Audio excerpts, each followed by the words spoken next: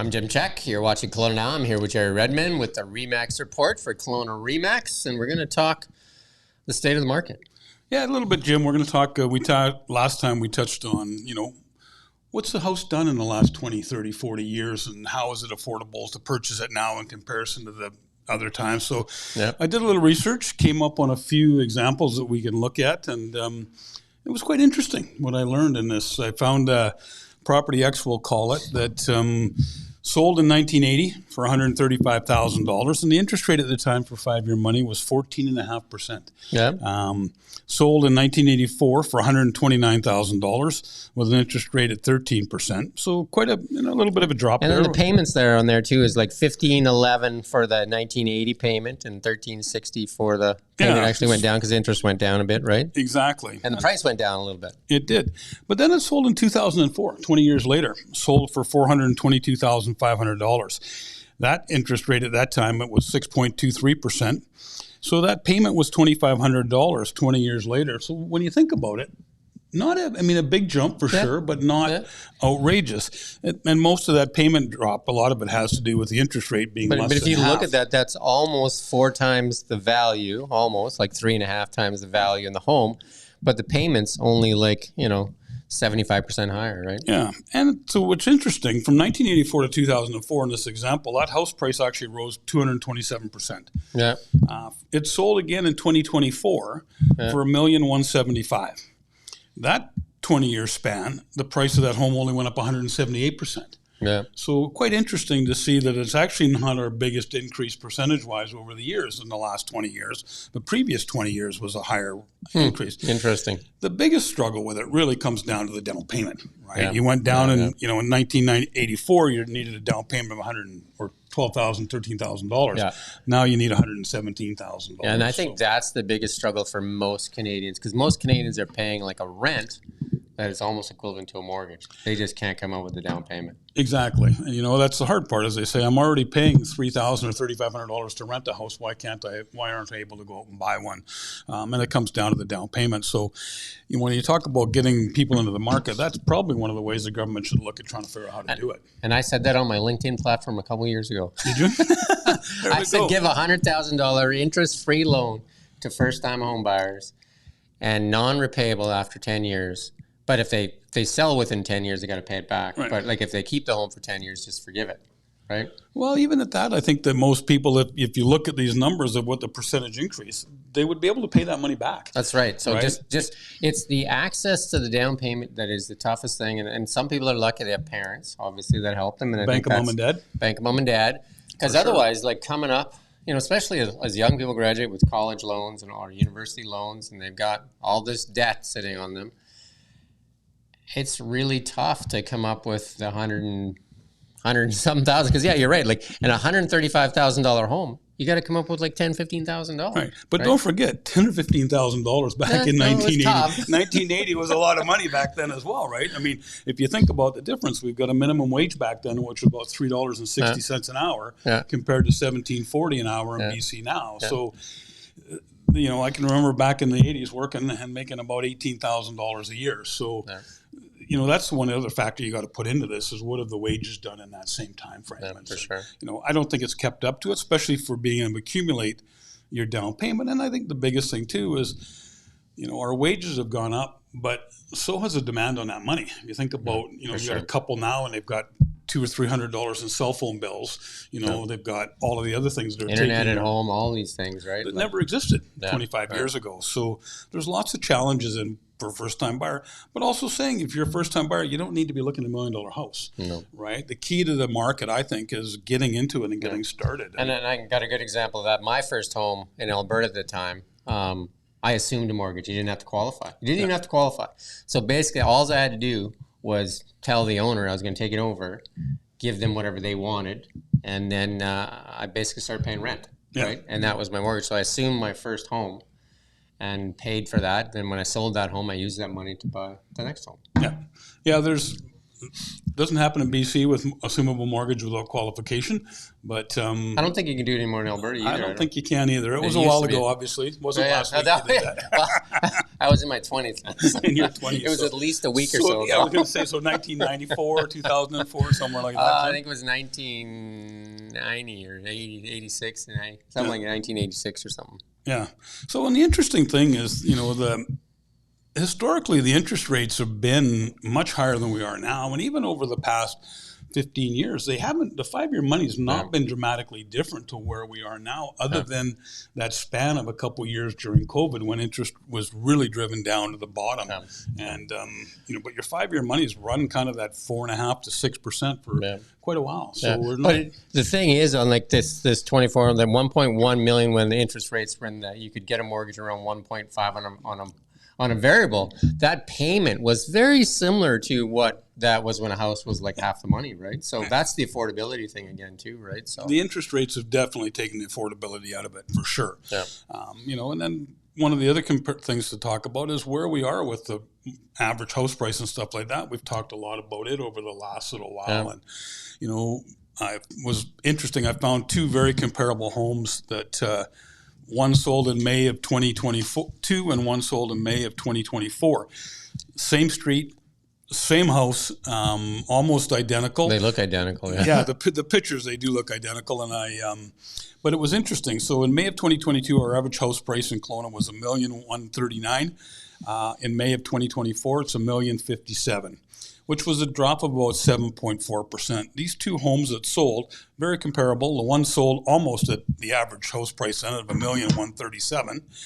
And the other one that just sold was actually a bigger home, had more square footage, and it sold for $999,098. So it had a drop of a little over 12%. So you're seeing where we talked about that average house, you're getting more for your average house price dollar than you were 2 years ago. So that's, we keep talking about more selection now too, right? They can there's way more selection. Lots of choice. The thing that we've got still is out there in the market, though, we still have our sellers who are thinking 2022 prices. They're not factoring in that 12.5% or drop that we are seeing, or 7%. Even bigger drop on the higher priced homes, probably, right? Like it even is for larger sure. on the higher end stuff, right? So well, and that's what they all, the old saying in our business is, if you're going to move up, you want to do it in a down market.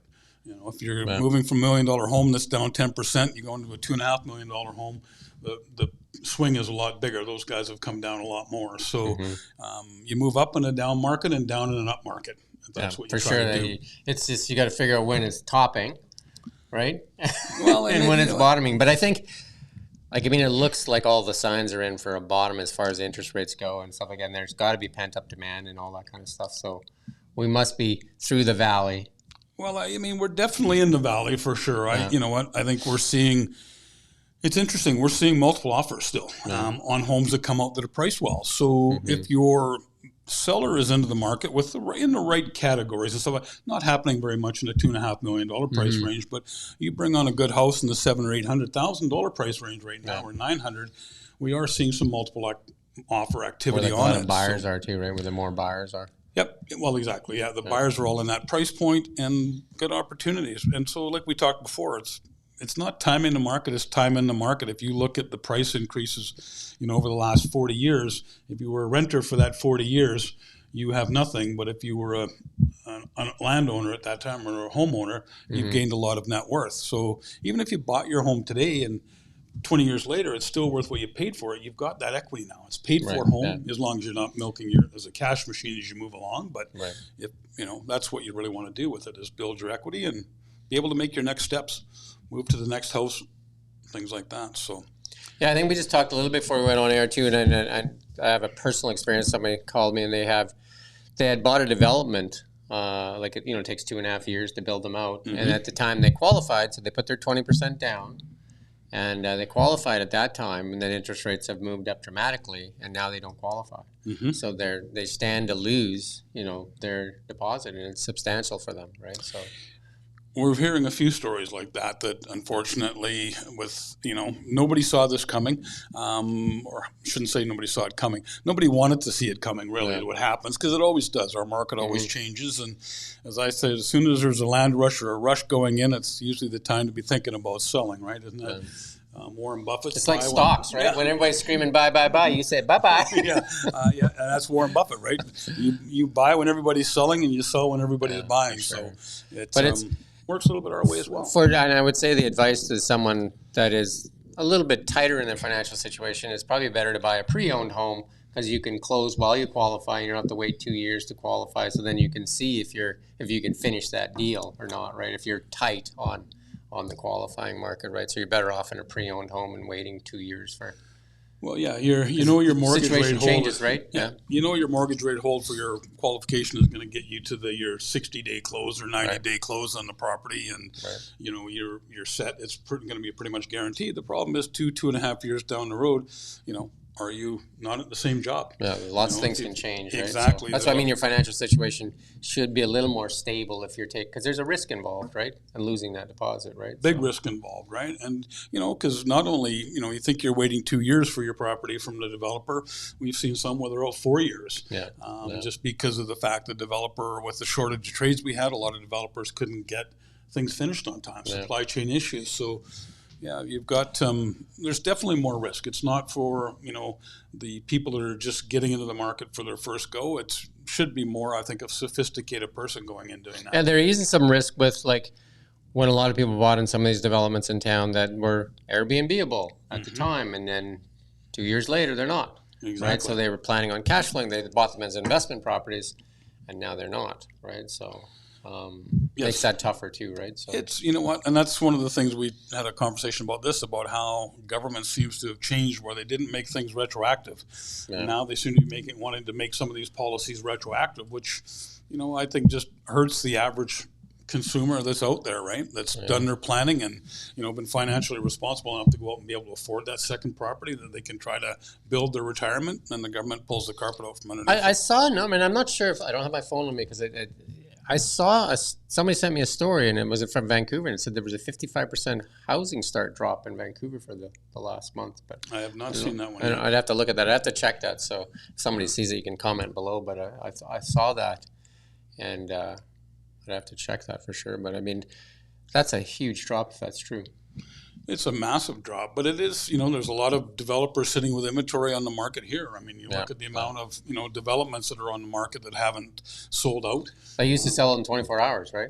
Yeah. And they would say, we don't need no realtor, right? It sells itself. Yeah, exactly. I was going to say, developers love you when they need you, but when they don't need you, when they can sell them in 24 hours themselves, you're not in there. But it's, yeah, but you know what? It just really comes down to, I think, taking your time, understanding the market, working with a professional that's going to make sure you're getting the proper advice and helping you make the right decisions, because these decisions are huge and are very important.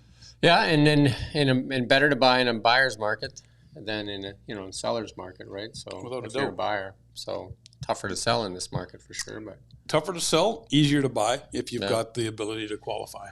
And I think if they could figure out a way to actually get down payments in people's hands, I think that would help a lot too.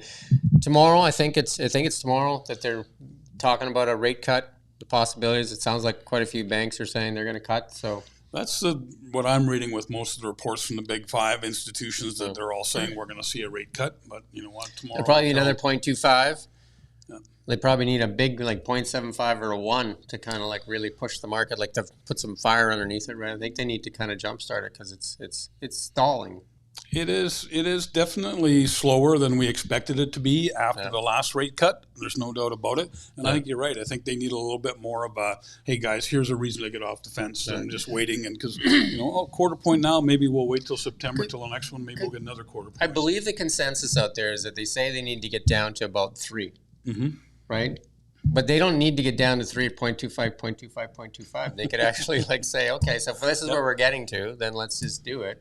Yeah. And then, let the market kind of, because everything lags too, right? So I'm not saying go to 3 today, tomorrow, but drive a feeding frenzy. But You know, I think they need to make a significant move, right? So They definitely do need to get the consumer comfortable to go out and spend some money again. There's no doubt about it. I need to just loosen it a bit because we are sitting in a stagflationary environment. I did a live stream with a wealth advisor out of Calgary, and he said all signs point to this being a stagflation environment for a while to come, that you can't just turn this thing around that quick and easy, right? So no, they seem to be able to put the brakes on a lot faster than they get the gas pedal going. yeah, it's like I think we said that last time, right? They took the elevator up and they're just going to take the stairs on the way down, right? So yeah, for sure. But maybe they could skip a flight or two. That would help, I think, a lot of people. Anything else you want to chat about today? No, you know what? I think we kind of covered. We want to talk about just about that affordability over the years and how it's changed. And that's pretty interesting, though, right? So like that those time periods, right? So it's as the number gets bigger, though, right? So again, the $135,000 home in 1980, which would make the down payment a lot smaller, but again, it's tougher to get that money, but still smaller. And that same home, you know, like almost 40 years later, right, is like $1.1 million, right? So that's why you want to have own real estate. Because if you buried that cash, I'll tell you right now, if you buried that cash in the ground, $135,000, and in 40 years you went and dug it up, guess what it's worth? Not 135. No, it's worth 135. But what does it buy? Yeah, but it doesn't buy you what 135 bought you. No, that's back right. then. You can almost buy a car, a brand new truck, maybe. You might get an F-150 for that if you're lucky. That's right. That's what I'm saying. Like, so the cash value, like the surrender value on that note, is the same. It just purchases a lot. The purchasing less. power is not it's there, just right? A lot less, right? Definitely. So, and then if you would have buried, you know, like the home, like obviously that's I mean, most Canadians' wealth is tied in their home. Most everyone's wealth is. Most of the richest people in the world, up until we've hit some of this technology stuff, have always been real estate tied driven. in real estate. Like a lot of people got rich off real estate, but I mean, the average Canadian, most of their wealth is tied up in their homes, right? So you know, it's basically a forced savings account, right? I mean, you are building equity every month. You make that mortgage payment, and hopefully after 20 or 25 years, the home's paid for, and you know, you haven't used it as an ATM machine as you go along. Yeah. And but it's also where the memories are made, though, too, right? Like we've lived in our same house for 26 years or whatever, right? You know, my son, he was like, I think he told us when he was like 17 or something, just like, can I move out of that room? Because I started in there with a crib, and the day bed, and the race car bed, and all this stuff. He's like, can I move into one of the bigger rooms? And when the older girls moved out. Yeah, no doubt about it. And that is, you know, that's probably one of the biggest things that you know, first-time home buyers realize and say to me after is going, I like being at home now. Yeah. I know that I can go in and paint my bedroom, or I can do this, I can make it my own, and it, you know, you're not going, oh, we want to go out for dinner, we want to do this. You want to also start having friends and doing a lot more home stuff. And it just it's that pride of ownership. Well, I mean, that's that old saying, right? The home is where you hang your hat, and it's where you make your castle, right? Yeah, so exactly. There's some pride in ownership, right? That's why, you know, a lot of people want to own a home, right? Because again, it puts down deeper roots, right? And then you got your kids went to this school and all, you know, they make friends, are deeper roots and all that kind of stuff. And right? it's just pride, right? You have that home ownership is a pride thing, and it just gives you that sense of security and comfort. Yeah. Some people like to change homes all the time. We've been in ours for 25 plus years. So you're screwing up the national average. Am I? You are. So it's time for you to sell. Your realtor hasn't called you and said it's your turn to move this year? You know what? The funny thing is that our son has said to us, like, because we've been thinking about selling because it's too big for us now. But he says, why don't I move into the house and rent it with some buddies, and then you guys move into like a condo or something because you have minimal stuff. And I'm like, yeah, that's probably not a bad idea, right? Because then maybe he can raise a family in that home. It's done well for our family, right? So. Yeah, and if you've got the ability to do that and help them out, and he's got some friends that will pay him rent. I know that one of my nephews rented a room with his buddy in a house that he bought back when he was probably 21. Yeah, when he had 3 or 4 of his buddies living in the house, and he was paying his mortgage off. Yeah, and that's and I did the same thing with that first home I assumed the mortgage. I had my brother and his wife living downstairs, and they were paying half of the mortgage for me. My first house was a rental basement suite as well. Yeah. Actually, my first 2 houses had rental suites in them. So he's going to have to get 4 renters to pay for that. Well, that's just I think that's inflation, right? That's right. You can have a party every day. Exactly. They'll have a lot of fun as 4 guys living in a house together. I think that the point of all this is this: you got to figure out ways to be creative and get some stuff done too, right? Because there is obviously a lot of people get to rely on the bank of mom and dad for that down payment, but there is other ways to do things too, like you're just saying, rent out a suite. you know, get a roommates, do different things, right? So you can get things done. Buy at a different city and have a renter in it. I mean, there's lots of different ways to get your feet in the market. The biggest thing is, you know, most people that are at that stage, they're daunted by it. You know, we've got one of our agents in the office that just did a new home buyers seminar for first-time buyers, and had a financial planner there, had a mortgage broker there, tax expert there, and himself, and just trying to educate people on doing it. And it wasn't to find a guy that's going to go out and buy tomorrow, but it was to help, you know, these people that were there, the ability to go, okay, here's what I need to do to plan to get ready to do this. Because it does take some planning now. It's not as simple as it might have used to be when it was a $10,000 down payment. Yeah. And one of the bigger things that I would say to a lot of people is the ego thing. Because, you know, if you got to drive that brand new F-150 and the payment's like $1,200 a month, do you really need, what's more important, your home for your family or that shiny truck, right? Because maybe you could do with an old truck for now and you know, like not have that $1,200 payment or whatever that is, right? And the thing with them too, those $1,200 payments or leases, they never go away. Yeah, right? Right. I mean, that's the problem. Oh, your lease is up. We got a new shiny one for you, and you're back into your another 12 months. And then your payment's now $1,400 and $1,600, yeah, exactly. So, and it just keeps getting really worse, right? So I do believe it comes down to priorities. What do you want to do? Do you want to own a house? Well, there are going to be some sacrifices with owning a house, but in the long run, those sacrifices will pay back dividends. Yeah, I think when we built our first home, we were driving like $500 car. One of the cars was a $500 car, and one was a better car. But yeah, bought them at the auction. My household always had one new one and one used one. Yeah, we never had two new cars in our driveway ever. I think we were probably. My wife's gonna get mad. We were probably. I want to know where this story's going. 10 or 15 years into our marriage before she got her first brand new car, and I bought her a minivan. And you're still married. She didn't like that. She was not into the minivan. Yeah. So I had to buy her a Jeep after that or something. She's making me pay for that now. So. Yeah, I'm sure you've been paying for that one for years, Jim. Oh, there you go. Awesome. Thank you. And thank you for watching Kelowna Now.